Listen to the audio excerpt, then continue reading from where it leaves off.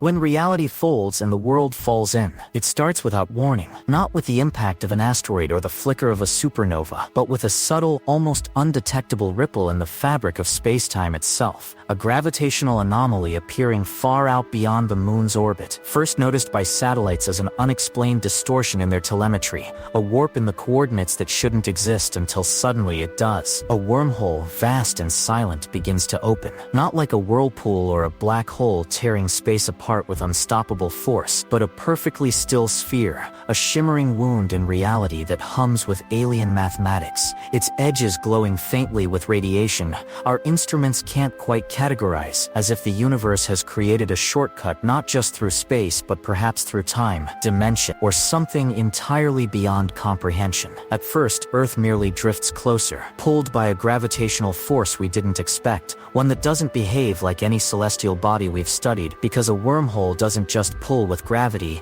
it manipulates space-time itself, folding reality like paper until 2 points impossibly far apart become one. And then, without ceremony, without a crack or a bang, the Earth is drawn in. We're inside. But what does that even mean? We've passed the event horizon of a wormhole, a boundary not of destruction like a black hole, but of transition, where space curves inward and everything we've ever known, physics, logic, direction, begins to unravel. Light bends in impossible arcs, the stars seem to swirl and twist in ways that defy depth or distance, and time itself begins to stretch and ripple, minutes feeling like hours or vanishing entirely, depending on where you are on the planet. And as Earth continues falling through this cosmic tunnel, the very shape of reality around us shifts. Satellites fail first, torn apart by gravitational gradients, or lost in the spatial confusion of overlapping coordinates. The moon, unprotected by the same space-time envelope as Earth, is left behind or perhaps slingshotted in another direction entirely, flung into deep space like a forgotten stone. Oceans slosh violently under distorted gravity. The magnetic field shudders, auroras ripple across every latitude, and beneath the ground the molten core twists uneasily,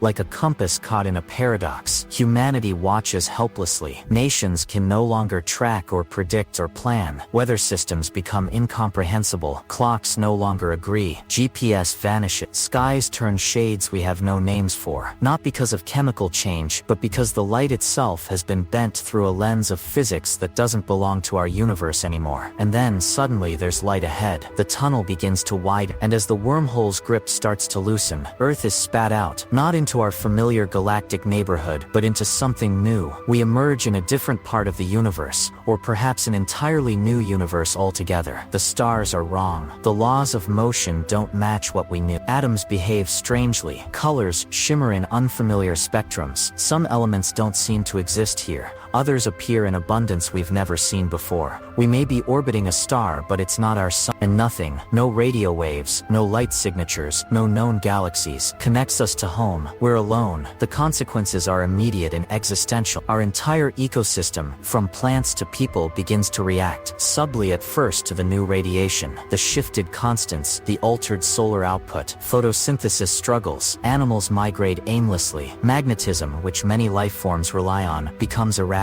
Crops fail, seasons break, and slowly we begin to realize that we are no longer on the Earth we knew, even if the ground beneath us still holds our cities. But beyond survival, a more profound question emerges. Where are we? Did the wormhole move us across the universe, or into an entirely separate dimension, where different versions of Earth might also exist? Could we encounter a parallel civilization ourselves, but different? Could we find beings born of other physics, or are we the first life here? Scientists scramble to build telescopes, new instruments, anything that might make sense of this place. Engineers try to reverse engineer the path we took. Philosophers and religions explode in interpretation. Some believe we've entered heaven or hell. Others believe this is our species' second birth. And as decades pass, a new generation grows up having never seen our moon, never known the night sky of Earth, only this new world, this new universe, that their parents fell into like a marble lost down the drain of existence. And the greatest mystery remains unsolved. Was this wormhole natural, a fluke of the cosmos, or was it opened deliberately? If so, by whom? And will they come looking? Because if Earth could be pulled into a wormhole once, it could happen again. So what if Earth got sucked into a wormhole? We wouldn't just lose our home, we'd lose the context of everything we've ever known, flung into a reality without warning, without rules, without a return ticket. It wouldn't be a journey, it would be a transformation, violent, total and irreversible. And in that transformation, the greatest question of all would echo through our rewired sky. Are we still Earth if the universe no longer knows our name?